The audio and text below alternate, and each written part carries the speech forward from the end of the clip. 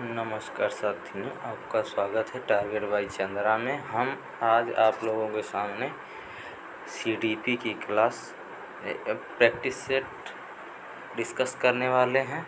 चलिए अब शुरू करते हैं हम अपना क्वेश्चन। 6 नंबर से स्टार्ट होता है आपका क्वेश्चन, जिसमें पहला क्वेश्चन होगा, निम्न में से कौन सा संवेग का तत्व नहीं है। निम्न में से कौन सा संवेग का तत्व नहीं है। ऑप्शन हो जाएगा संवेदी, चौथा ऑप्शन सही हो जाएगा आपका। अगला क्वेश्चन देखते हैं, संज्ञानात्मक क्षेत्र का सही क्रम है। ये आपका लगभग प्रीवियस ईयर में बीच बीच में रिपीट करता रहता है, तो कृपया इसमें ध्यान दीजिएगा आप लोग। इसका सही ऑप्शन हो जाएगा चौथा, ज्ञान, अवबोध, अनुप्रयोग, विश्लेषण, संश्लेषण, मूल्यांकन। आठवां क्वेश्चन है, निम्न में से कौन सी अच्छे शिक्षण की विशेषता नहीं है। बताइएगा, आठवां क्वेश्चन है आप लोगों के सामने, निम्न में से कौन सी अच्छे शिक्षण की विशेषता नहीं है। आपका पहला ऑप्शन सही हो जाएगा स्वेच्छाचारी। नौवां क्वेश्चन देखते हैं। नौवां क्वेश्चन है आपका, अभिप्रेरणा का प्रत्याशा सिद्धांत किसके द्वारा दिया गया है। अभिप्रेरणा का प्रत्याशा सिद्धांत किसके द्वारा दिया गया है। विक्टर ब्रूम के द्वारा दिया गया है सिद्धांत। 10वां क्वेश्चन है आपका, अग्रिम व्यवस्थापक प्रतिमान किस परिवार से संबंधित है। सूचना प्रक्रियाकरण। आपका तीसरा ऑप्शन सही हो जाएगा। अगला क्वेश्चन देखते हैं। अगला क्वेश्चन आपका 11वां नंबर हो जाएगा। देखिए क्या कहता है क्वेश्चन, कौशलों में स्थानांतरण के लिए कौन सा उपयोगी है। 11वां क्वेश्चन का बताइएगा, कौशलों में स्थानांतरण के लिए कौन सा सही है। आपका पहला ऑप्शन सही हो जाएगा, कौशल स्थानांतरण एक गति है, न कि उद्देश्य। 12वां क्वेश्चन देखते हैं, निम्न में से कौन सा शिक्षण का सूत्र नहीं है। एक जरूर आप ध्यान दीजिएगा, क्वेश्चन पढ़ते समय क्वेश्चन में पूछा क्या है, इसको अवश्य ही ध्यान देना है। 12वां क्वेश्चन है आपका, इसमें निगमन से आगमन की ओर नहीं होगा, सरल से कठिन की ओर, ये भी आपका एक नियम है। अनिश्चित से निश्चित की ओर, ये भी नियम है। दृश्य से अदृश्य की ओर, ये नहीं है। इसे आप ध्यान दीजिएगा, ये नहीं, क्वेश्चन में पूछा है नहीं है, जिसमें हम गलती कर जाते हैं। क्वेश्चन पूछा क्या है। अगला क्वेश्चन देखते हैं,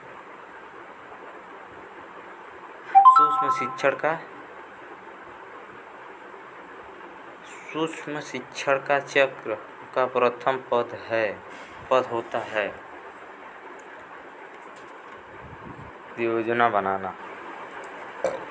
अगला क्वेश्चन, इसका ऑप्शन तीसरा सही हो जाएगा। अब अगला क्वेश्चन देखते हैं, निम्न में से कौन सा अवबोध स्तर के शिक्षण में शामिल नहीं है।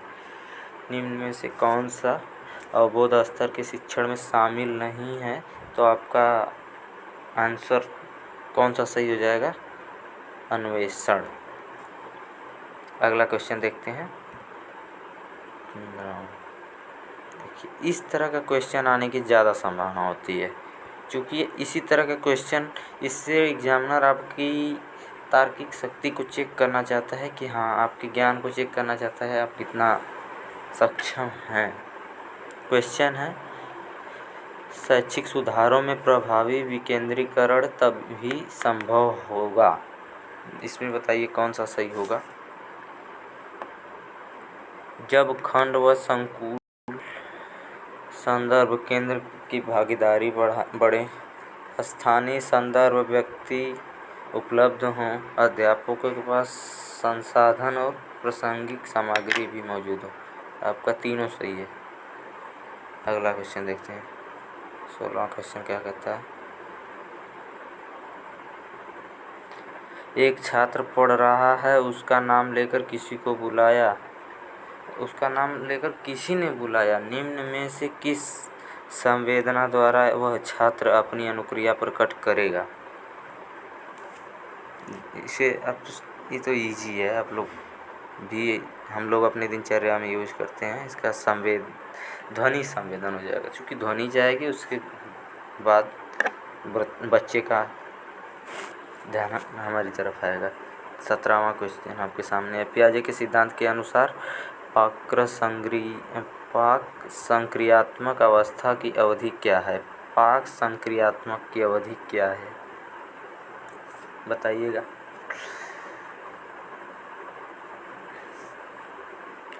दो से 7 वर्ष।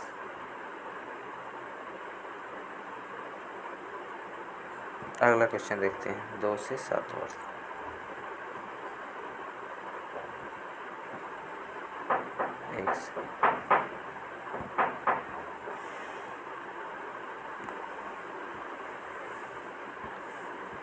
अगला क्वेश्चन देखते हैं।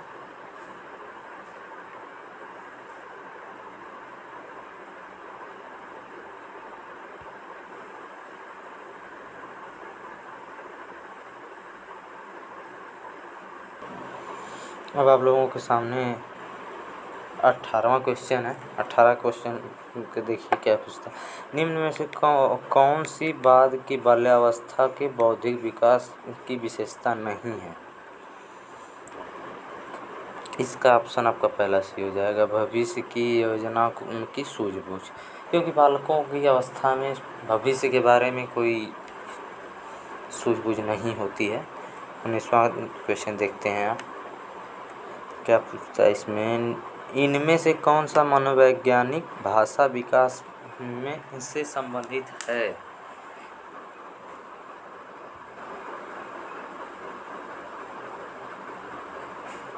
बताइएगा।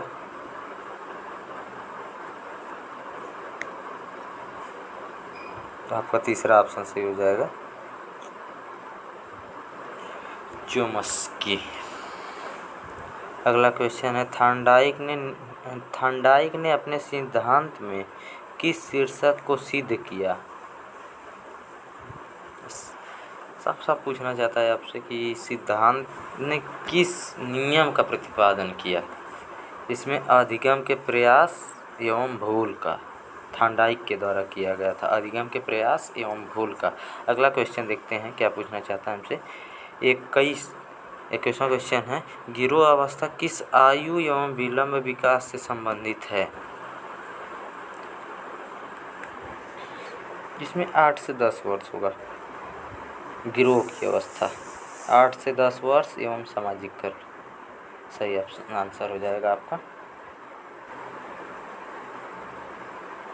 अगला क्वेश्चन देखते हैं।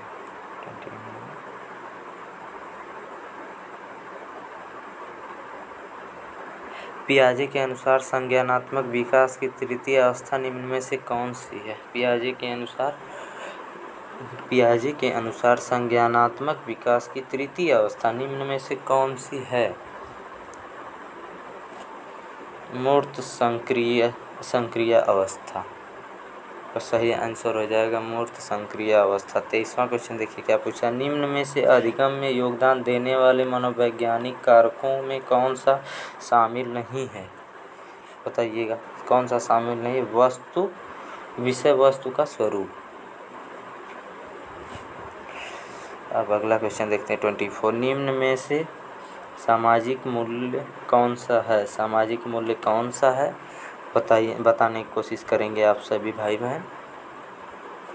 इसका सही ऑप्शन हो जाएगा सहायता परक व्यवहार।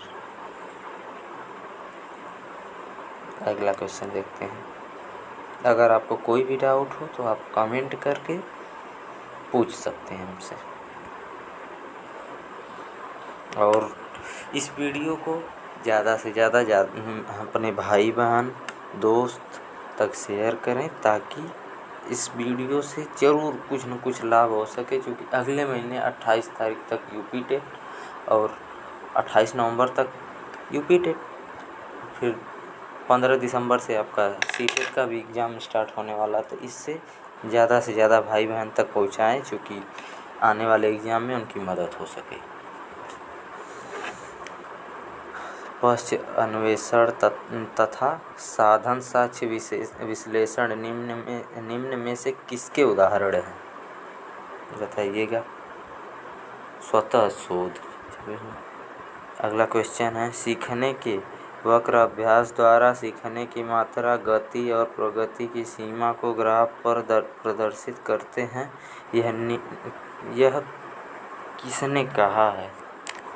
ग्राफ द्वारा प्रदर्शित करते हैं, ये किसने कहा है? क्वेश्चन को आप ध्यान दीजिए। यहाँ से सीखने की मात्रा, गति और प्रगति की दिशा की ग्राफ पर प्रदर्शित करते हैं। बताइएगा आप सभी।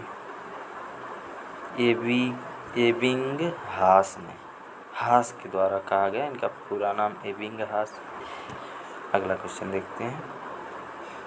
निम्न में से कौन सा थांडाई के अधिगम और प्रथम नियम में शामिल नहीं है? बताइएगा आप सभी। अभ्यास का नियम ये शामिल है, प्रभाव का नियम भी शामिल है, तत्परता का नियम भी शामिल है, बट पहला ऑप्शन आपका सही हो जाएगा। इसमें पूछा है नहीं है, ये चीज़ अवश्य ही ध्यान दीजिएगा। क्या पूछना चाहता है आपसे एग्जामिनर? सहचार्यात्मक स्थानांतरण का नियम ये शामिल नहीं है, आप पूछा यही है, इसलिए आपका ये ऑप्शन सही हो जाएगा।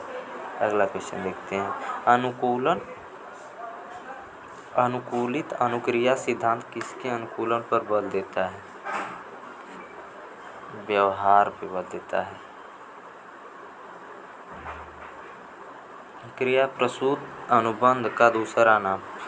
29 क्वेश्चन पूछता है, क्रिया प्रसूत अनुबंध का दूसरा नाम का नैमित्तिक अनुबंधन। ये आपका सही हो जाएगा। अगला क्वेश्चन देखते हैं फटाफट से। निम्न में से कौन सी अधिगम की विशेषता नहीं है? बताइएगा।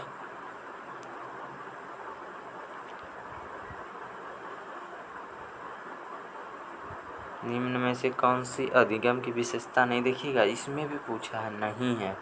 कहीं आप क्वेश्चन पूरा ना पढ़े और बस आधा अधूरा क्वेश्चन पढ़ के